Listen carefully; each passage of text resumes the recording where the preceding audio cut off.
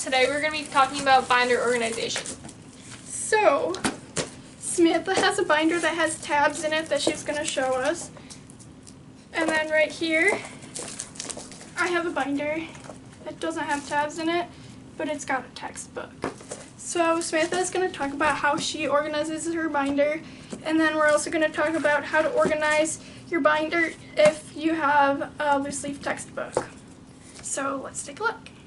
The first thing to know about college is that binders are not required for each class, but it's helpful to have a binder in order to stay organized.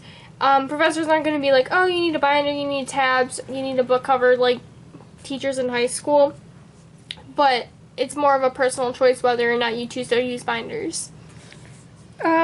So in here we've got a notebook that's purple and the binder is also purple. So it's important to get a binder that matches your notebook, or at least like put a sleeve in the front so that has the class in purple marker. So just do something to color code it so it stays organized.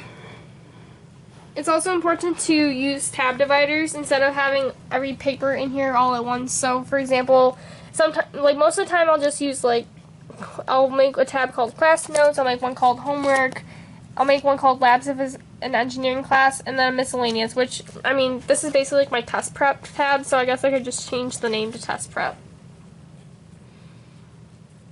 Okay, so get that out of here. We gotta show this loose leaf book. You should use a binder definitely if you have a loose leaf book, because it will not stay together. See, it has hole punches because it's loose leaf. It will not stay together if you don't have a binder.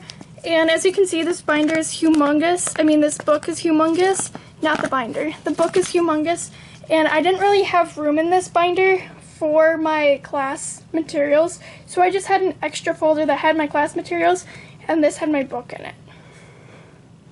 It's also important to keep up with your binder organization, or else it will be a useless system. So any papers that you get, you should hole punch right away. So we also recommend that you carry around a hole punch with you. But if you don't have a hole punch with you, you can put them into the pocket. But then it's important to, when you go home or back to your dorm, then you hole punch them right away and put them in. Because if you just have a bunch of papers in the pocket, then what's the point of a binder? You could just use a folder. But the binder is a better option for staying organized. It is also important to emphasize that it's not required to have a binder.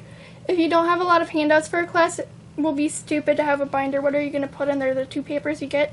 Some classes will be better to have folders, some classes will be better to have binders. It's just your preference.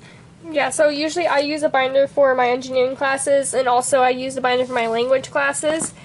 But for my literature class that I had, where we just had passages that we printed out and we annotated, I just had a folder for that class because I didn't really see the need of having a binder. So it's up to you, and it depends on the kind of materials that you're going to be receiving in your class. Also, since most of my classes were loose leaf books, I used my binders for my books, and then I had a separate folder for labs and a separate folder for classwork. So you could also do that if you wanted to. So if you have any questions about binder organization, or if you want to comment down below of what you think is important for binder organization, then just drop a comment, and be sure to like and subscribe, and we'll see you next time. And check out our other videos. Thanks for watching.